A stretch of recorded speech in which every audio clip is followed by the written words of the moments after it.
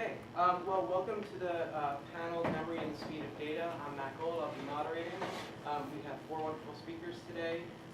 Presentations will take 15 minutes each, and then we'll leave time for questions.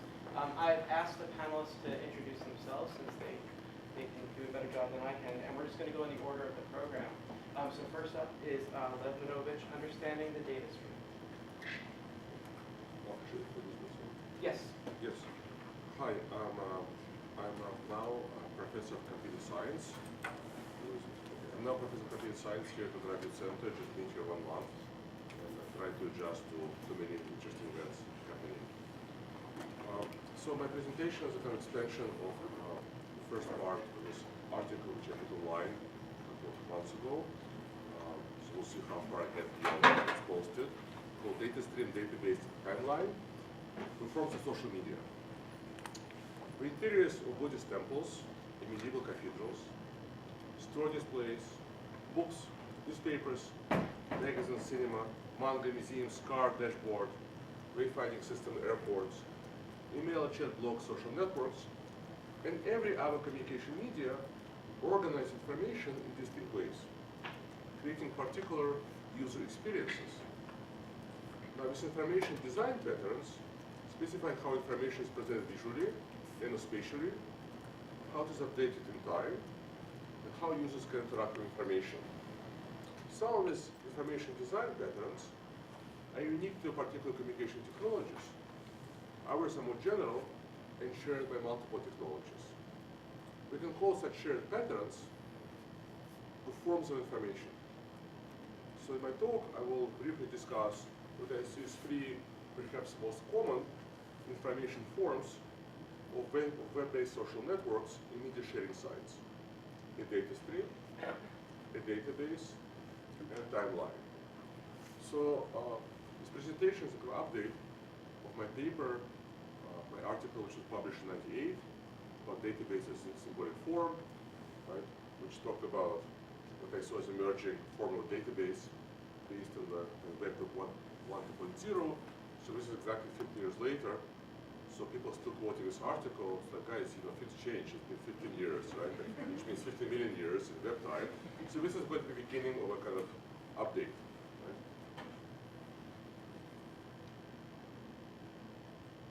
So in 2000s, the web was reshaped by new economic, social, technological forces, such as web commerce, right? Amazon, iTunes, etc. Blogs, social network, and social media, which emerged around 2004, Flickr, YouTube, MySpace, for those of you who are young enough, Facebook, Twitter, and single media sharing sites and social networks in other languages. And of course, mobile computing, smartphones, tablets, ultra portables, mini iPads. So what happens to this database form, right, which I saw is kind of emerging in the web in the 90s, and what I really meant when I talk about database in the 90s was not a real database, not MySQL. I never actually used it at the time. I was just thinking about all these websites where you get catalog of items. Like, here's my favorite sites, or you go to a radio station website where you have all the shows. So as opposed to a kind of broadcasting model, right, of a linear presentation, linear organization, on the web, the model is more spatial. It's kind of catalogs of items. So this is what I saw in the 90s, and I wrote about it. So what happens to this form 15 years later? Does it still dominate our web experience? Well, I would like to suggest that in social media as it developed until now, let's say 2004, 2012, the database is no longer central. Instead, social media brings forward a new form, a data stream. Instead of browsing and searching a collection of objects, user experiences the continuous flow of events. New events appear on the top, push the early ones from immediate view. The most important event is always the one which is about to appear next, because it heightens the experience of data present. And all events below immediately become world news, still worth reading, but not in the same category. So of course, right, you understand that the data streams of Facebook and Twitter are perfect examples of this information form. Like in the center of Facebook, as you know, a newsfeed, featuring an updated list of user friends' activities, conversations, status, updates, profile changes, other types of events. And of course, Twitter design also puts forward the social stream experience, Now, depending on how many users you follow, the experience may be more ambient. Like if you just have few people and you get these very frequent updates. If you follow lots of people, right, it's very dynamic. Right? It's almost like avant-garde montage feel, right? Lots of shots, right? Shots from one frame length. We need tweets from different users appearing rapidly one after another. According to the recent version of a Twitter Help article, currently each user is limited to posting 1,000 tweets a day. Okay, so you can't make it faster than that. And normally you're allowed to follow only up to 2,000 users. If you want to follow more, the Twitter has to allow you to do that. Now, in Facebook and Twitter interfaces, individual broadcasts from spatially distributed users are formatted into a single constantly growing, how do we call it, montage? But since no single offer organizes this montage, the events often have no connection to each other, so montage is actually not the best form. Now we also can compare this data stream with a serialist intentional juxtapositions of completely related objects. Because if you have many friends with similar backgrounds and interests, at least parts of your stream are likely to refer to similar topics and experiences. So it's not really serialist juxtaposition as well, right? And it's not montage. It's not about noise. It's not about lots of things that don't connect. It's actually about certain topics which appear in succession. Now, in data stream of social networks during their first stage, which is till about 1 month ago, right, its own past was not only displayed by the present, but it was often not longer available for users. So until recently, in Twitter, you could search both your own and other users' timelines, but only up to 3,200 most recent tweets. This means that the best was not measured in familiar time units like days, but the best was measured in number of messages. So depending on how frequently a particular user tweets, 3,200 tweets can take you back years or only a few days. Now, as you know, Twitter is now rolling out a feature where at least you can download supposedly tweets. I'm waiting for it to appear in my Twitter account. And Facebook made a big announcement earlier this year when it says a fundamental new stage of service, Facebook search. So how does the addition of search changes the data stream form? Well, in general, I would say the presence or absence of such function is really crucial for understanding different web interfaces in this what I call information forms. Because if the search function is not present or is limited, like it was on Twitter, the layout of information is important because this is how users access and navigate it. So what's the layout of Facebook timeline in newsfeed really matters. But if a user can search information, its original organization and layout becomes less important. Now, let's continue, right? Taken as a whole, the web is kind of invisible. The web itself as a whole, always, 14 or so billion pages, which we can see, it doesn't even have information form. Now, there are always visualizations of web topology, which shows the links, but we don't show actual pages. So people don't really use, these kind of web browsers, which allow you to navigate through a web showing you a network. Very nice artistic project in the 90s, but people don't use them. So what's interesting is that the hyperlinked nature, the hyperlinked structure of web is actually less important for your experience than the format of the search results. So what web is really about is the way Google or Bing, format search results as a kind of single ordered columns. This is what the web really is, Because we often usually interact with web for search. In other words, the web reveals itself to us not as a network, but as a linear list of pages relevant to particular search terms. So the web is a kind of fictional term, Of course, each massive social data construct of our time, the web, Wikipedia, Twitter, Facebook, is also invisible as a whole because of our data size, but in a different way. So we can say that each social kind of data construct has different kinds of limited visibilities. With some, we can only see one atom at a time. So Wikipedia is a good example. Normally you look at one page. With others such as Twitter and Facebook, where interfaces can show us the hierarchy of a few different levels of information. We can move back and forth between individual posts, all recent posts, by one user, and an assemblage of posts by different users presented in a single stream with the main window on a Facebook newsfeed. So Related gives us a small window into a whole of Twitter and Facebook, or rather a particular non-random sample, since we selected who to follow. So I think that the streaming window creates a different experience in a web browser. Now this movement back and forth between different levels and types of information, right? Between looking at one page and then looking at the list of pages, between looking at one post and then looking at all the posts, right? Is another characteristic feature of our interaction with social media. So when you're reading a book, right, a different information form, yeah, sometimes you go look at the table of contents, sometimes you go to index, but mostly you spend 99% of the time reading a book. So web information forms, you can constantly move in and out of hierarchy. So although you can't really use these interfaces to do kind of data analytics, to understand patterns in the web, this kind of movement is in fact similar to what data analysts do when we use social media analysis sites, right? Or when you use Google Analytics. To a certain extent, it's the same logic, right? Of going between general, in particular zooming in and zooming out, which is how you see patterns. So we all kind of data analysts, right? Interestingly, while social networks, as their name implies, identify themselves as a sense of connection between people and other entities, nowhere in their interfaces we see representations of these networks. But there is no representation of a network, right, in Facebook with the interface. Kind of very paradoxical. To see the graph showing your friend's network, yeah, we need to use a third-party app.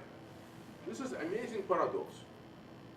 Now, of course, we can explain it away as a design necessity for a typical user, a visual representation, right? A graph of a complete network of all your friends, likes, messages, and other connections will be too dense to readable. But that still doesn't explain why the sites, right, including our darling Wikipedia, do not use any images of networks at all. Thus, although you might expect that as a word social network, right, would imply that network diagram would be the icon, right, of the kind of information society, and in particular of social media and social networks, is not the case. Instead, social network uses this kind of one-dimensional stream as its preferred form. Let's see, maybe I just say 2 minutes about timeline and database. So what about the database? So in the 90s with databases, by which I actually meant kind of catalogs, so I didn't use the word database correctly, although I did explain it in my article. So database in the sense of catalogs of items which do not have a single default sort order, and which can be searched and filtered by users, we don't disappear, we expand tremendously, right, in scale. So we have archive.org, right, a database of how many billions of web pages, Amazon, iTunes, Flickr, right, Pinterest, Instagram, YouTube, etc. So this database, new kind of, right, databases plus, have two main characteristics, right, two main forms, hierarchical categories, right, and search. So on Amazon you have hierarchy, right, of products, and you can also search. And then these two forms are supplemented by other technologies, such as recommendations, lists of latest items a user watched, listen to, read, and purchase. Now what's important is that these interfaces, which we use as given, only reveal a very small number of functions which a database organization makes possible, right? So the administrators, right, the marketers, the scientists, the computer scientists who work with companies will have many more abilities to work with the database information than the user can. With search, users can only match or filter information, but do not perform any more powerful operations. So finally, I maybe make last point. In the 20th century, the database, right, after 1950, was also dominating. First it was one type of database, eventually after 69 it becomes the relational database. But the databases were carefully built out of existing data before we would be put in front of the users who could now work with structured data. The data was collected and organized, and typically it came from a single agency and company. But in the world of social media, the gathering of data itself, the gathering of social data, right, the kind of collection of digital traces, digital shadows, constitutes a major challenge because it's spread over many data streams which are constantly growing, and each source requires its own method of collecting because each source has different API. There is no single database containing all this data. Right? instead of companies offering expensive social network service, like not like the free ones, where you can basically only mine patterns around your single website, your single Twitter account. But for example, from Coca-Cola, right, and I'm hiring a company, and we're going to aggregate all the blogs, Twitter, YouTube, everything to tell me what are people saying about my brand every day, which means they're much more expensive. But each company, right, each company only offers one aggregation. It only shows a map. It basically gives you a map which shows only some parts of its territory. So to conclude, I would say that, right, creating a 100% complete real-time map of all activities of all web users is a new kind of fetish and a new mapping challenge in the early 21st century. Not dissimilar to a quest to construct the accurate map of the Earth 500 years later. But the difference that today, the territory being mapped is constantly growing in size and it's changing every second. Thank you.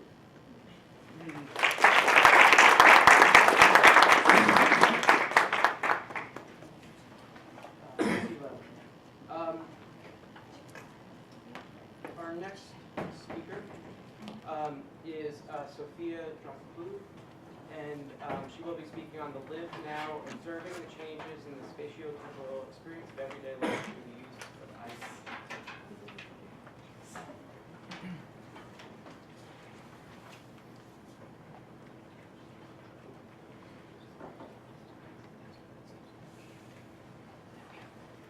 Hi, hello everyone. My name is Sophia Drakopoulou. I teach in Middlesex University and also run the BA in Media and Cultural Studies. And my research field is on the use of ICTs in the urban environment and the kind of effects that brings to the spatial temporal experience. I've cut the title a little bit short than the one I submitted. And I will generally talk about some research done on mobile media and the kind of content that is circulated in text messages and the camera phone image, and how it has temporal qualities that aid to its meaning. And then I will discuss content in social media that kind of presents rhythms of everyday life, drawing from Henry Lefebvre and a little bit of Henry Bergson. So now just an overview, moving from the 90s to the 2010s, yeah, the kind of, cyberspace has come down to the material world. There is no longer a distinction between sort of cyberspace and living in the city. Instantaneous communication technologies are intertwined with rhythms of everyday life. We use our smart devices to regulate our timings, our relationships, and so on. And this paper really focuses on the content that we sort of exchange between us and upload in social media websites, which is short, concise text, pictures and video. And I will sort of conclude with the idea of the culture of the now, sort of constantly reproducing the now in our in the interfaces we use. So this is quite a lengthy text. I will sort of summarize it, but it is sociology-based research on the use of text messages. I know that the States were a little bit picked up SMS a little bit later than Europe, but I think it's very established here as well.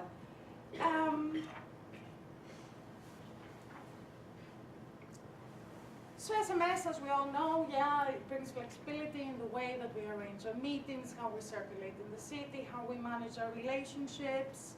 But it's also about expressing feelings in our present moment in time, how we feel, what we are about to do next. So in a way, the sort of content that we circulate in text messages has to do with the recent past and the immediate future. Yeah, where we are now, what we are about to do next. So in a way, we're mediating our present state of consciousness. Yeah, we're sort of communicating that. And obviously, the most common phrase in text messaging is, "Where are you now?" Equally, though, there are some sort of temporal characteristics that aid the meaning of a text message. So, for example, the time. The speed of reply, yeah, is important, or the frequency and duration of exchange.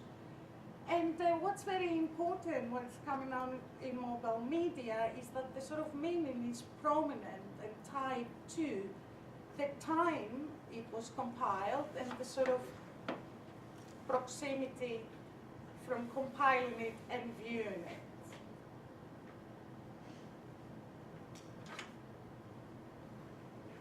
Now, moving on to the camera phone image and sort of drawing on the fact that the multimedia messaging never picked up.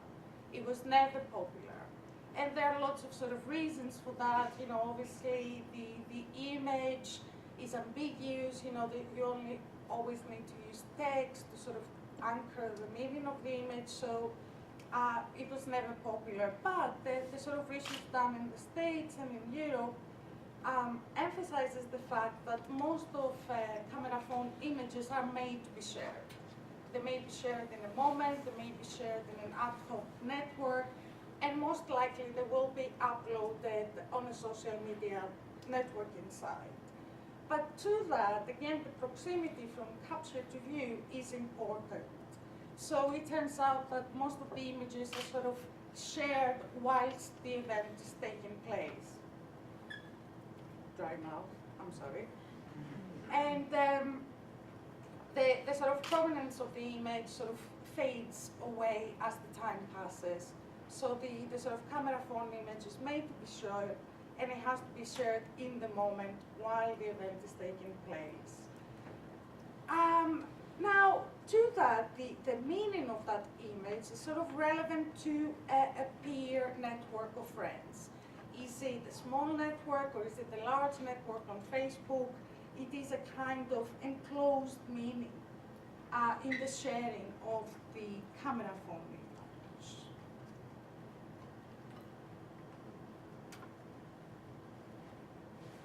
So thinking of that idea of the sort of, you know, what I said, the reproduction of the now, and a sort of mini genealogy of text messaging as short, concise text, communicating feelings, aspirations, and so on. Okay, we can begin with the telegraph, move on to ICQ for the older people here, SMS, and then that brings us to the status update culture. So we can see the status update on Twitter and Facebook as a derivative of the practice first established in text messaging, which is short, concise text, feelings, aspirations of that moment, communicated to a peer, small or large network. But obviously, and we have user-generated content, which I will briefly talk in a moment. But obviously, because this content is meant to be shared, there is a level of performativity within it.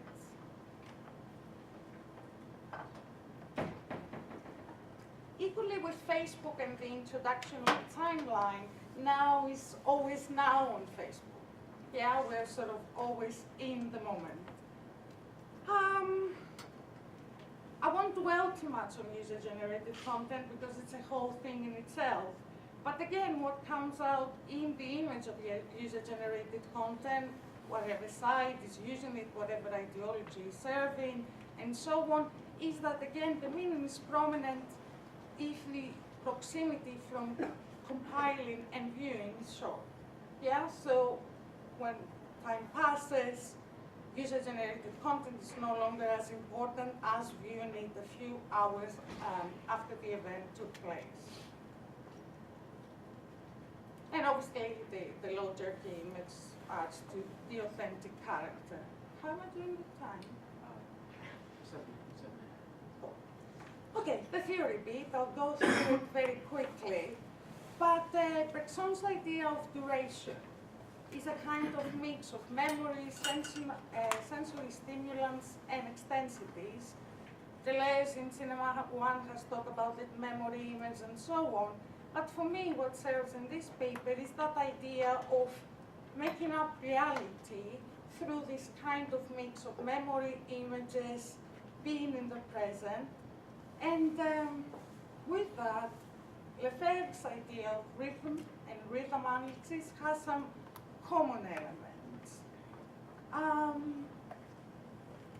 Lefebvre moves away from the representational approach in the production of space, and in his work, Rhythm Analysis, he centers on the body, and it's more of a sort of temporal analysis of how we experience everyday life and what kind of rhythms we have in everyday life. So we have cyclical rhythms and linear rhythms, and the rhythm analysis must study those rhythms, analyze them, be part of them, and so on. There are some commonalities between the two theories, which I center my sort of methodology here, which is about the lived experience, that reality is something always in the making.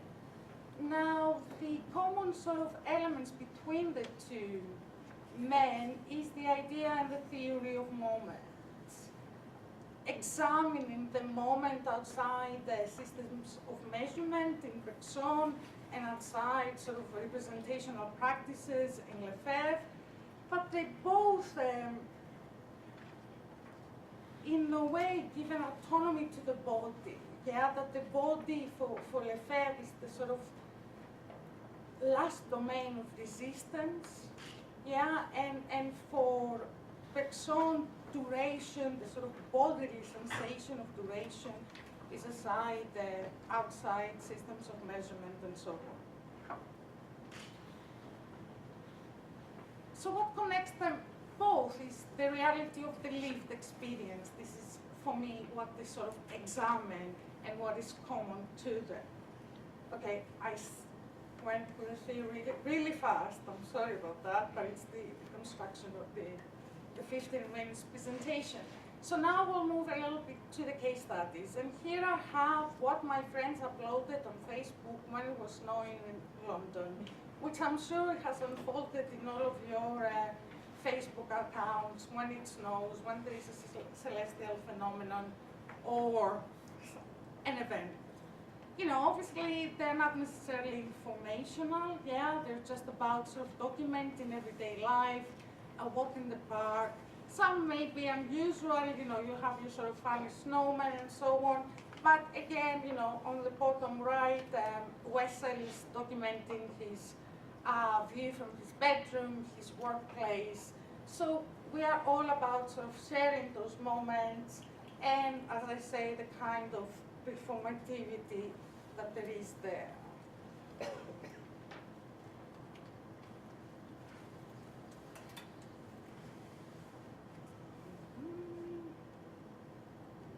think we've crashed.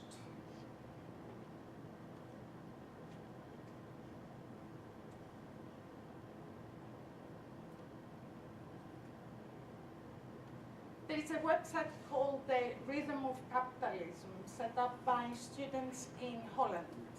And they sort of have short video clips of rhythms of everyday life. Equally, there are electronic maps where you can annotate them and leave little short video clips. And the PowerPoint just crashed. I would show you these websites. But my inquiry is sort of saying, are these examples ways to observe the rhythms of everyday life? So are these short video clips tools for the rhythm analysis to sort of make a study of the rhythms, or is it the production and reproduction of the now?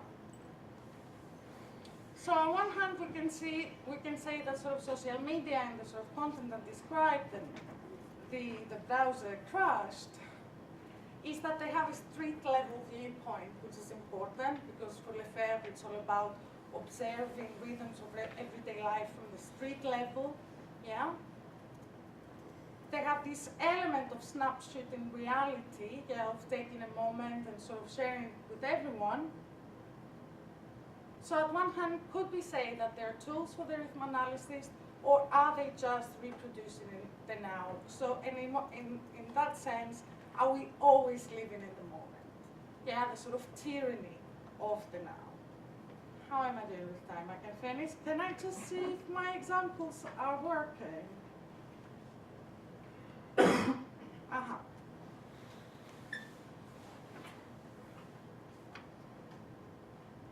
was going to happen, wasn't it? Well, I had Insta search, yeah, which is a data stream. And I wanted to show you a comparison between London and Athens and just the city images that arise from there. And I wanted to show you the maybe.org and, there we are, that works. So on the left-hand side, we have the rhythm, capitalism, which is sort of short video clips, coffee makers, the sea, and so on. And on the right-hand side, I have little videos from Athens, obviously due to the climate, you know, they're more political, let's say. Yeah, so it's about sort of recreation, graffiti, running out of time to explain everything, but going back to my questions, and I would open it up to you, yeah, to sort of discuss those elements. Thank you.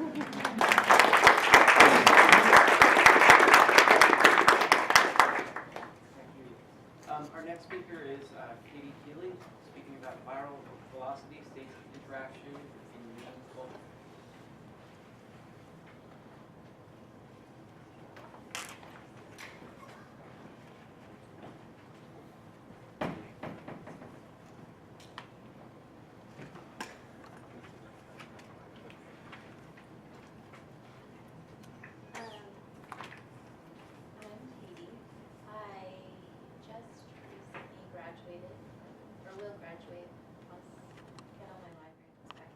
School at the Art Institute of Chicago. And this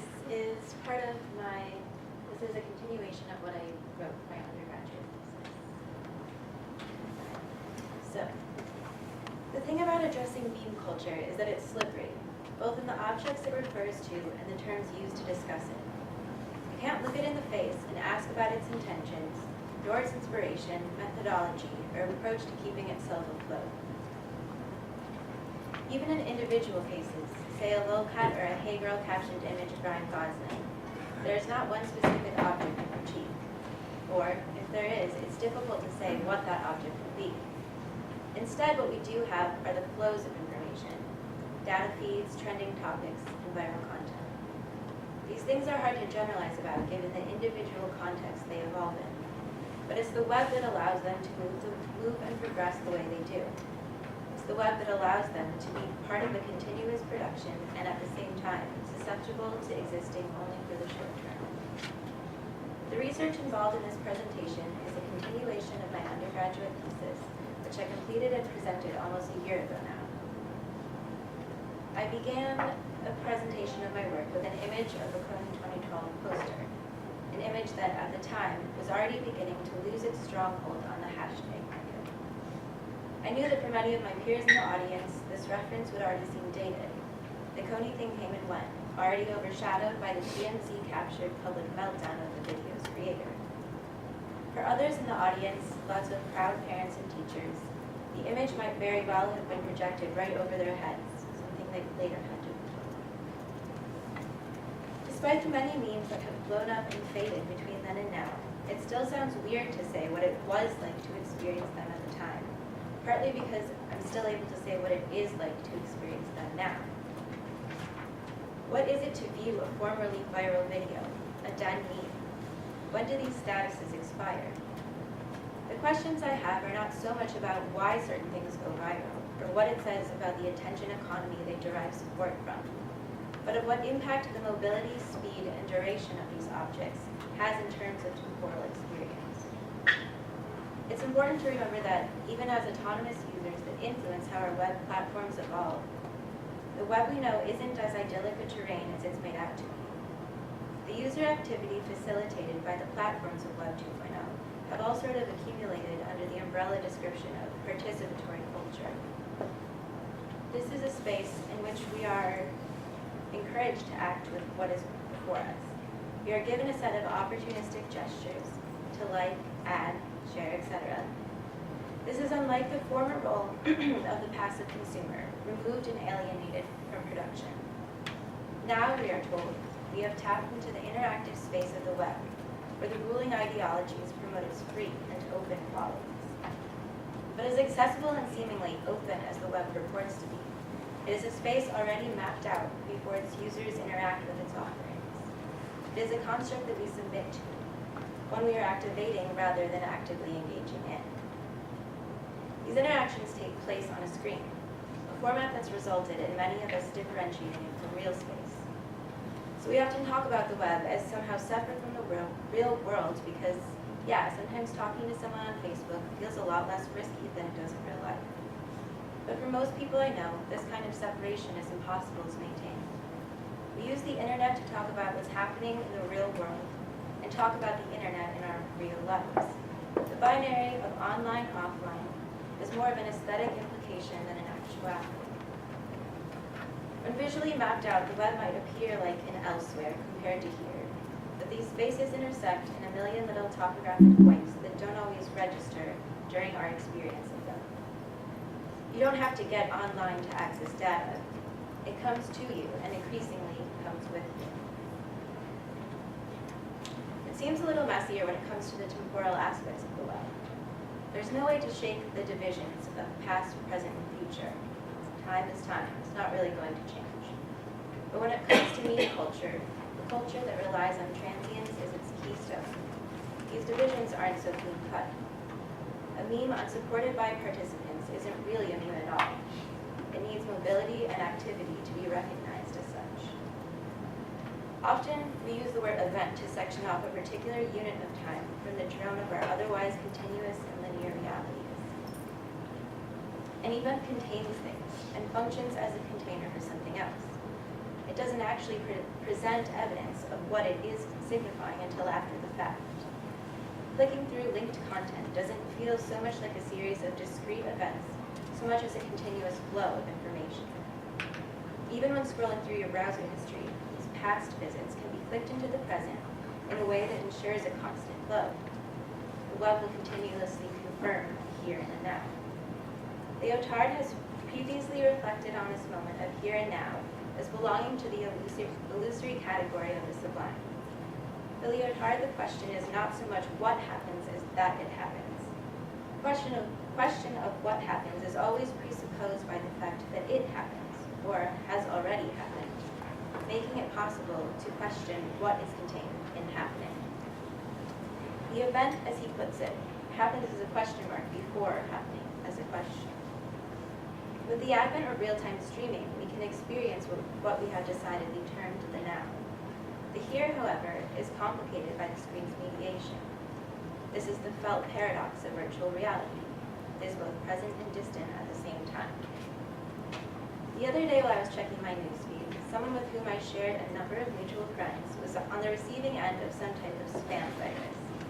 As a result of what was probably a regrettable click, an automated spam bot distributed to each of his contacts a personalized comment. It read, "Ha ha ha ha, Caitie, what were you doing in this video?"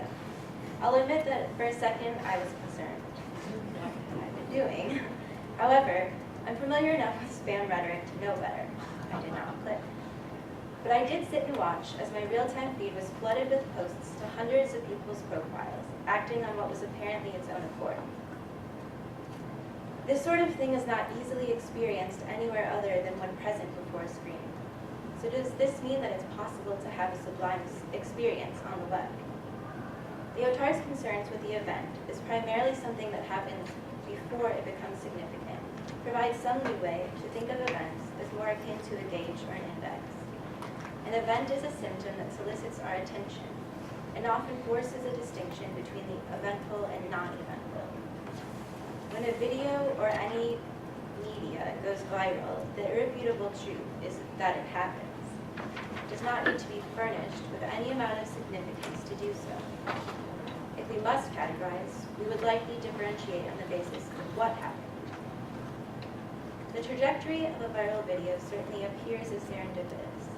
It earns its badge as phenomenon by the same vestige.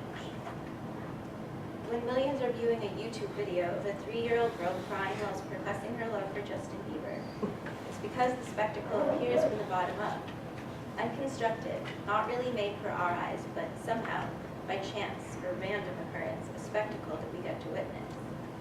A viral video is, more or less, an unanticipated occurrence that, by virtue of its very virality, is not contained to a pre-established flow.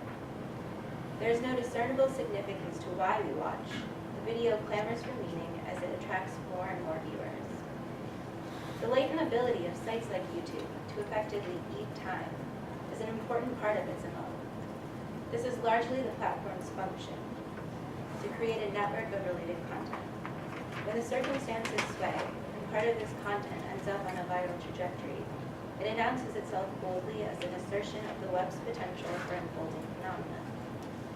It appears as irrefutable proof that, by numbers alone, there is something important happening.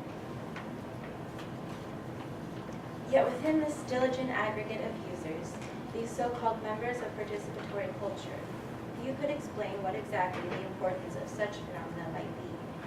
If there are 2 million people watching, then we too need in on the joke. We desire to be part of something no matter what that something is. It's a less palpable form of peer pressure. If, as events, the content of these viral videos are resistant to categorical meaning, it is because once fragmented, there is no longer a place for it to be situated. Instead, it picks up tenor in the liminal spaces, the link sharing, the number of Facebook likes, the peer-to-peer exchange. The significance is in the threshold of the social. I would like to return to the question I posed earlier. Is there anything after viral that is not a decline? Does viral as a status expire? There are many memes and viral videos that feel like ancient history at this point. These videos remain in browser histories millions of users over, but do not remain the impetus for a current. They become the embodiment of a particular time and environment, the category of when, the same that determines that it happened, takes precedence. Will always still part of some flow, these dead viral videos and memes now move in a slightly less commanding way.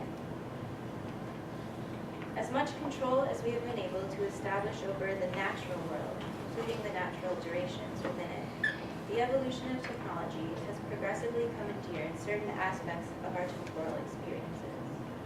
Real-time is a manifestation of this idea, desire even, that we can grasp the now. We seek to capture the momentum of the present moment without halting it, so we represent it with a physical movement. We are ensured of the interaction by the visual presence of action.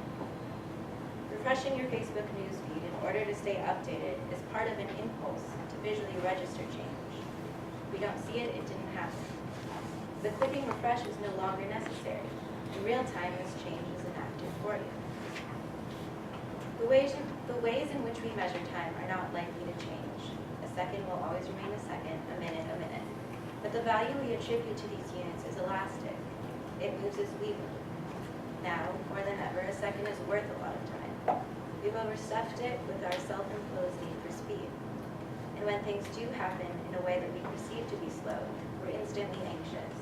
If the video takes too long to load, we don't watch it. If the Wi-Fi is too slow, we get disgruntled, sometimes enough to relocate. And in the moments when this flow stalls, when we are forced to stare at a loading image for too long, the anxiety of wait that we have convincingly conquered with technology rears its pixelated head and punctures the safe haven of continuity we have constructed for ourselves.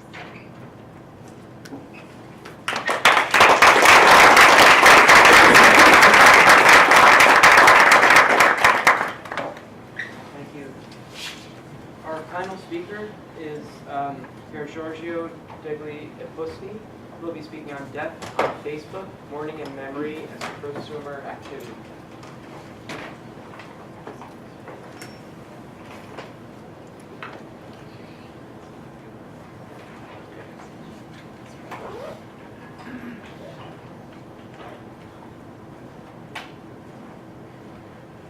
Okay, my name is Piergiorgio Degli Esposti, belong from Bologna University and teach market and consumption behavior.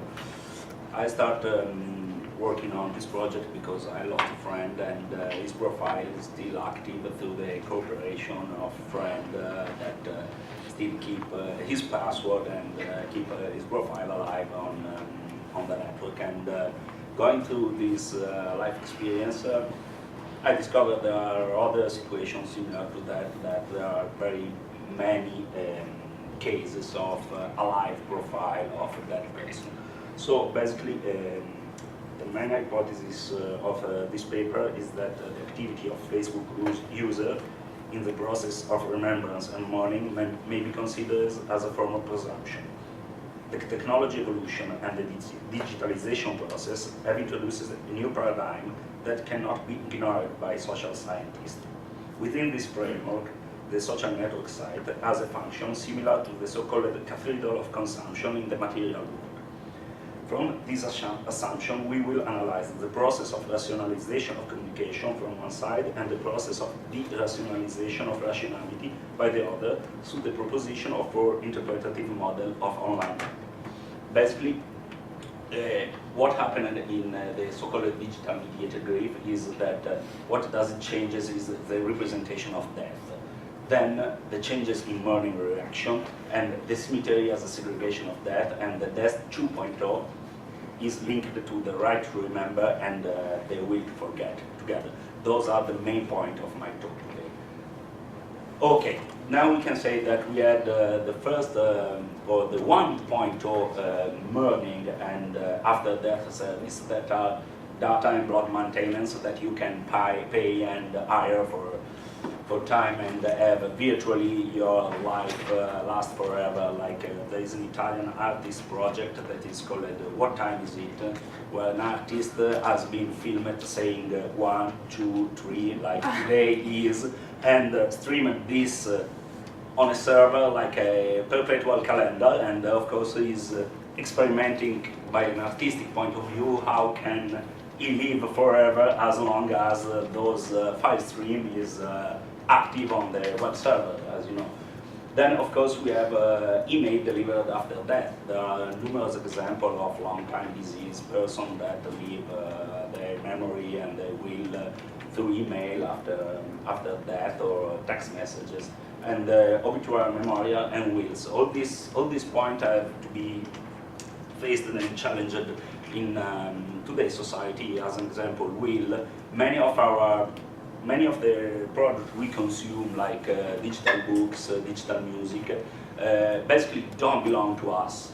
Mostly is a contract that we hire with the music provider. Like we do have a contract where we hire music from iTunes, and then when we die, we can't leave our library, our music archive to our relative, because the contract expires exactly when we die, okay? So these are those tricky thing about consumption and after that service. We can say that that becomes death 2.0 when there was the loss of Michael Jackson, of course, was the big thing, the big hoax on the internet, and anyone in the world start posting, changing the profile picture, posting a video of Michael Jackson, quoting Michael Jackson, and so on and so forth. And by a certain point of view, we can consider, if we consider Michael Jackson as a brand, okay? So by a commercial point of view, we can say that anyone was trying to increase the value of the brand of Michael Jackson through their consumer activity, because they are endorsing Michael Jackson through their way of remembering him on the social network. And okay, so let's think about a little to some of the main point of death and sociology. Like we have to start from Émile Durkheim and the funeral considered as a ceremony that is assembled to serve the purpose of reaffirming the solidarity of the group. And like the solidarity of the group is reaffirmed and entitled by the relationship on the social network. We are talking about Facebook because, of course, we know it's huge. If we consider it as a nation state, is spread around the world. Just China and India don't have Facebook as a main social network. And so the solidarity of the group is a kind of solidarity of the global village, we can say now, when we talk about the death of a superstar like Michael Jackson was. Then we have to think about talcott person and the active orientation in contemporary society as a deviant orientation to a fatalistic society. And what I want to focus your attention in is Christian Fuchs' position, no, sorry, not Christian Fuchs, Fuchs' position, natural death, separation between traditional, archaic and modern world, the magic and religious projection versus the disenchantment.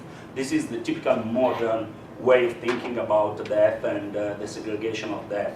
When we talk about, okay, skip a slide and then we come back. When we talk about the Jean exchange between life and death, and we think about the modern society, we do have the cemetery right outside the city, like we want to get to hide the we are going to get to hide the death, and we have a separation between the world of live people and the world of death. That is not what is going to happen, and within Facebook is more and more a space where there is a mixing interaction between, or of course it's virtual kind of interaction between alive people, and they can't interact, of course they can't, but like we can hypothesize like a symbolic exchange with the dead. Let's see what is my hypothesis. Like my hypothesis comes from a little theory of the Winnies.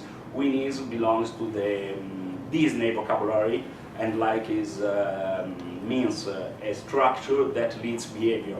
Like when you go into a Disney theme park and you see a magic castle, that magic castle is a Winnie. So it's a structure that leads you to go there. You feel free to move and interact within the Disney World park, but you are not like when you are into an outlet center or into a mall, you think you are free of moving around and following your path. Instead, it's not. Your paths are predicted by marketer strategies. So basically the Winnies are what the Disney staff call those huge structures, like even for Paris, the Tour Eiffel is a Winnie because people tend to go there. Okay, it's a kind of magnet, a point of attraction, we can say. And the main characteristic of the Winnies are that they are centrally perceived, centrally controlled, high-tech controlled, and mostly about what we call the commercial Winnies, like the Disney one, empty of distinctive content. Like they can be replied all around the world, okay? Basically, mutuating the concept of Winnies, we can say that Facebook is a digital Winnies that give us the impression of acting free within an environment, but basically it can leave us the option to say, okay, I like it, but you can't don't like, as an example. You can post a picture, you can post a link, but you can do other things. Of course, within those options of interaction, you have action. I mean, you can manage content, of course, but basically is a way of what we can say moving the nothing something continuum in little word, or basically try to put a mutual exchange between life and death people. Okay, mourning as a presumed activity, as we said. If we think about what happened for Michael Jackson, the death industry as the primary, the split between those two. So those who produce the gravestone, the casket, and so on and so forth, and those who consume those kind of stuff. And by the other side, social media has made the consumer also the producer of the mourning and the memorializing process. Like we can say that if we all are the author of our online biography, we are also the author of our online epitaph. Because if we do live in public, we also die in public. I mean, place remains there. We have to think about this, about what is Facebook policy. Facebook policy about dead people had a strict policy. Like, if you know someone that has died, you have to declare his death and the profile has to be removed. That's the first point I mean. That was the first Facebook policy. You know someone is dead, declare it, the profile will be cancelled. Then, in 2005, Facebook introduced the so-called memorialized profile, like because of a lot of protests about users that want to keep the memory of friend and relative alive, asked for those to keep alive those profile, and those profiles were memorialized into, we can say, a freeze mode.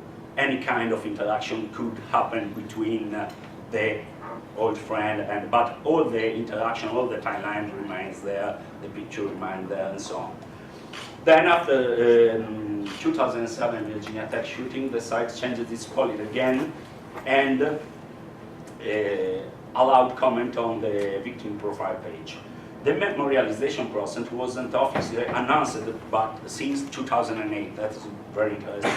And before that was an automatized process, like if someone has discovered as dead, was immediately deleted and so on.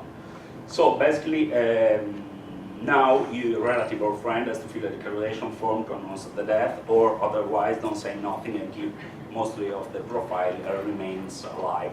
What happened to the profile that remains alive? Of course, it's obvious to tell that more and more the population of Facebook increase, more and more the death rate could rise for normal demographic reason. Okay, that's what we can call the possible model of interpretation for what we can call the four ideal type of passed away profile within the network. We have the so-called celebrity. Is the profile of a person where you don't have any personal knowledge, and generally speaking, it's not necessary that this person has a profile. He doesn't have any official profile, like Michael Jackson didn't have, and like Amy Winehouse didn't, and so on. Okay, and of course, within the celebrity kingdom, there are kind of relationship between the not friend but fan, because mostly those are fan pages, or it's not even necessary to have fan pages to be fan of. Then we do have the martyr, or what we can call the hero or the victim. It's a person that basically becomes famous because of his death, like a soldier, like a victim of a peculiar murder, or anything that made his death famous. Then we do have the two most interesting profiles to my point of view. The so-called phantoms. So those are significant other with memorialized profile. Okay. So basically, there is a typo in the middle. Sorry about that. And the purple one basically are the phantoms. Those that can appear and disappear depend. It's up to you. You want to visit them or not? You can post something or tag them because it's a memorialized profile, and so basically they appear and disappear in your timeline. And then there is the really presumer activity, and it's what I call the zombie. Like my friend is kind of zombie, like he's still alive through the activity of friends that still play like Farmville or whatever for him, still post picture on stuff on basically. And it's 3-year mourning. Like my friend passed away 3 years ago, and the profile is still kept active by the activity of many users. But it's not just my friend. A lot of long disease and terminal ill have still those profile alive because of the activity of relative and friend, and then basically. What makes the difference between those four ideal types is that there is what we can call, if we consider Facebook as a brand, and what Kenny Roberts called a love brand, we can say that there is some coherence and some deviance with the rule of the brand. Like the consumer most coherent with the rule of the brand tend not to deviate to the rule and follow rigid path, declare the death, and be very coherent with what is the regular behavior of the user. And by the other side, we do have what we consider the most deviant part, or the one who prefer to skip the official rule and try to build what we can say like personal path of meaning in the process of construction of meaning through the Facebook timeline. Okay. Then we have some different possible model of interpretation about what we consider the segregation of death. There is no segregation of death for the celebrities. There is partial segregation of death for the martyr, and for the zombie, and there is no segregation of death at all for the zombie. Then, of course, the sociality comes from all the things that Facebook give you to socialize through, and but the difference is that the zombie somehow is active in this process, and of course we do have, and I have to come back to the middle slide now. the relationship between enchanted and disenchantment. Okay, and is this like, we can say that we have moved from a modern society to a reflexive modern society. Basically, the modern society was characterized by Weber's word from the removal of the magical. By the other side, if we quote Colin Campbell, we can say that the romantic ethic is the spirit of the consumerism, and the new age and the postmodern are or can be considered part of the same movement. Because they do have a common nomenclature, they have common origin and root in the 60s, and both have the rejection of the Enlightenment project. And so basically we do have two different positions. By side, the rationalization and the bureaucratization of the death, and by the other side, the end of the death taboo in Gibbon's world. That's it to me. Thank you very much.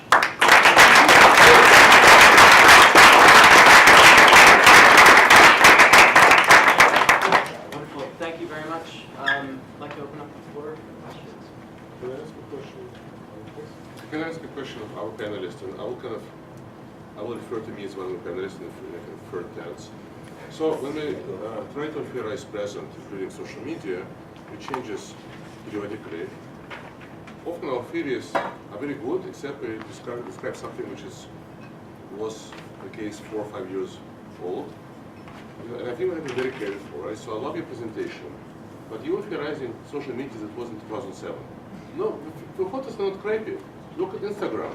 It's beautiful photos people curate.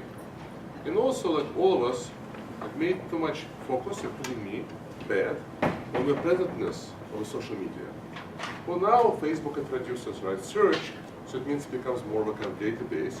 And also, look at the YouTube graphs below YouTube videos, right? I mean, or your Flickr graph which shows you how many pictures, right, get accessed, or if you use Google Analytics.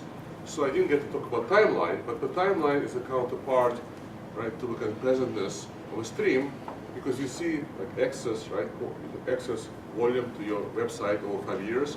You can figure out exactly this is the page which was most popular in 2007. So there is this other major technology which counteracts the presentness.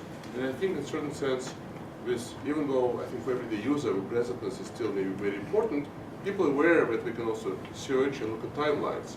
So it's not just consumption about the now, it's a kind of now plus, right? And I'm guilty as well. Autocritic, self-criticism, in a kind of Mario style. Just to say that I uploaded the examples on Twitter. So even though my browser crashed, they're up there for you to see. Thank you. Thanks, Matt. So one of the things that you were getting at in your talk and getting at in your comment, Lev, was this notion that as the web kind of exists in these two forms, and social exists in two forms. One is the stream, the linear, even coming off the web. There's the way that we consume it. But then there's the data-driven component where it's stored across ever vastly growing databases which are trying to merge together. And but it is kind of in that form of the present plus a little bit of the past. It's very mediated. So that at the risk of sounding way too academic, does that mean that the past for social starts to become a tool pretty exclusively of the elites, those who have access to the data scientists, who have access to the big, who pay companies that are paying for, the whole fire hose, to be able to actually mine the past, as opposed to users, the regular common folk who don't have access to those data science tools to look at the graph, the macroscope of the present as well as the past. I almost agree, minus, right? So what I want to say is that I think, again, it was 2 years ago, you had to pay lots and lots of money to get these very expensive applications or to hire analytics team. But now there are dozens, actually hundreds of tools, right, which show you various visualizations, graphs, analytics, again, limited to your Twitter account, your Facebook account, and what I was going to say about the timeline, so the kind of where stream emphasizes the now, the timeline emphasizes the exceptional. Right? So basically looking at the graph, you see here's a spike, right? Or you can set with Google Analytics to send emails when something happens, there's like too many visits to the page. But what's interesting, right, it's a continuum between the free tools and the kind of paid tools, right? So to that extent, we all became data scientists, we all became kind of elites. I mean, I think the key difference, right, is with the free tools as of early 2013, right, you can mine your own sites, your own accounts, whereas if I'm a company, right, I can basically get web signals and TV signals. Everybody's like not limited to one site, what everybody is saying about my brand. But I think what we see, we know from technology history, slowly the tools for elite eventually kind of become tools for everybody, right? So I think it's, again, it's like we see this gradual democratization, right, of kind of the database. And then of course we can talk about once you have a database, what interfaces do you get, right? So here everybody gets the same interfaces, even if you pay $1,000. You get your map, you get your timeline. It's just like how big the database, right? So maybe we can say the elite versus mass distinction is my database is like that much, and your database the whole web. So if you want to mine the whole web for particular trends or mentions, okay, right now this is kind of expensive. Right? Thank you. We're going to take a question from Twitter. Yeah, this is a question for Sophia from Robin Camille. Your thoughts on Snapchat, forced ephemerality of images / text? My thoughts on it. Yeah. Well, I think Lev, sort of said about the artistic intent on one hand in photography, but I think in social media and instantaneous communication, it's more about capturing the moment rather than framing it in an artistic manner. Yeah, but in the sort of idea of snapshooting, I will include text messages and I will include status updates because, as I said, in a way, it's a kind of mediation of a present moment. Am I replying the question? Sounds good to me. Is Robin here? Yeah. Okay. Does that answer Robin's question where you are? Yeah, I think. Question? Yes. Hi. I got a question for Piergiorgio about death online. I mean, I think you can always find instances in culture throughout human history where death has activated parts of culture and encouraged creativity. I think it's really interesting to try and draw lines at the point where the internet comes in and how that creativity seems to take on perhaps a more egotistical aspect. So we can look at mass public grief, or points of public grief, such as in the wake of Princess Diana's death, which seemed to be in a more traditional format.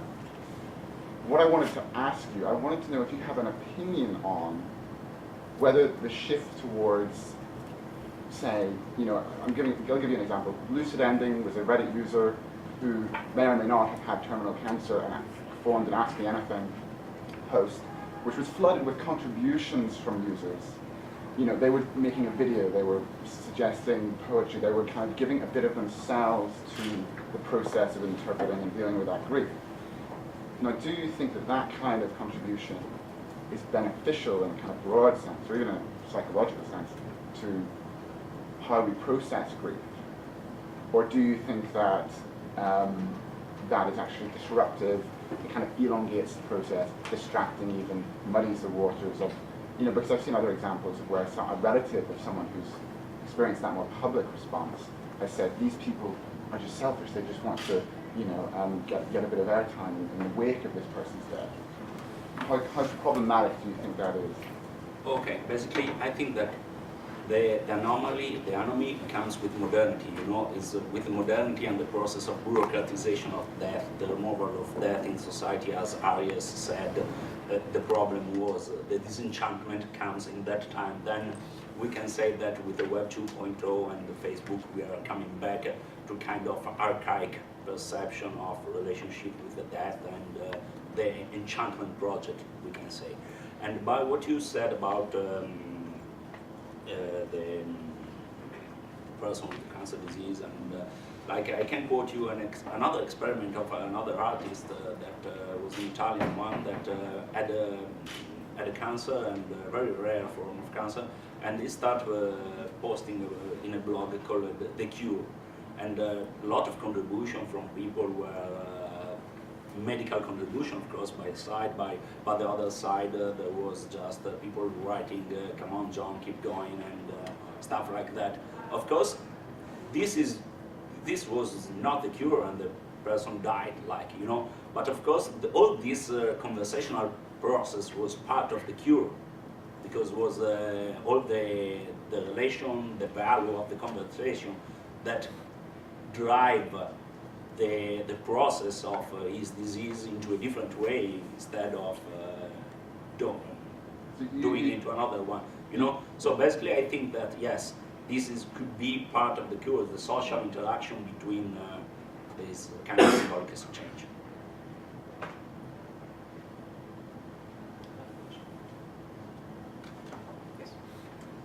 I guess something that I see through all of these is a focus on interpersonal or effective response between each other.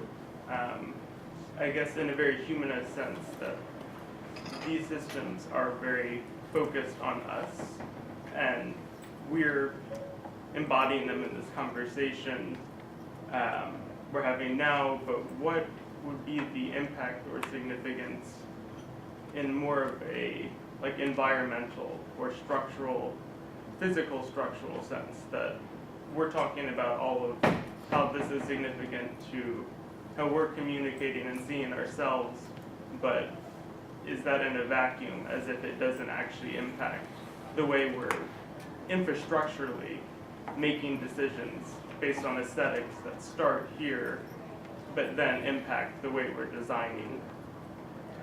So outside of our human sort of narcissism. I don't mean to add the end. X the end. Well, I mean, well, Pinterest, right? Right, used by lots of people and 70% females, right? And one of the common uses to kind of curate the collections of things, even Google buy them, right? Or use of social media in the Middle East, so-called Spring, right? So it's definitely used to organize the physical, from shopping to revolution. I know that's what you meant. So there's nothing virtual about it. I would say that time will increasingly become an element in designing. I think that our culture, our news are all about UGC, our interfaces are all about streams and timelines. So I think that this kind of influence will continue to grow in other cultural objects, such as sort of interfaces and newsmaking. Yes. It's not a reaction than a question, but in all of your presentations it was like time now is becoming to be measured in content rather than quantified, and I was just wondering if you have any idea about the fact that now, I mean, we are constantly producing the present, and how our productivity and the value of life is then measured through and maybe not very explicit, but it's measured in content, and how then your life is kind of valued through this production of the present. And for example, there is this website, cloud.com, that kind of measure your activity on the web and kind of gives you a number. You become that number that represents your value. And so what are you thinking about, what do you think about this new valuation of your life and in terms of what do you do online, which is actually what do you do offline too? Should I go first? Sure. I think I'll borrow from Lefebvre. Lefebvre has an analysis about presence and present. Yeah, so presence is a kind of present is the contraband of representation and sort of power and ideology, and presence is experiencing the here and the now through your sort of internal bodily processes and so on. So I won't go in much into that, but when Lefebvre speaks about rhythm analysis and cyclical and linear times, he also uses those terms presence and present. So to answer to your question, in a way, what we are all discussing is a kind of artificial present. Yeah? And Lefebvre is looking for, well, real is a dodgy word to use, but, you know, a comprehension of the here and the now that sits outside the influences of whatever powers we are. Any other responses? You? I think actually we're going to draw the session to a close. I want to thank all of our wonderful panelists.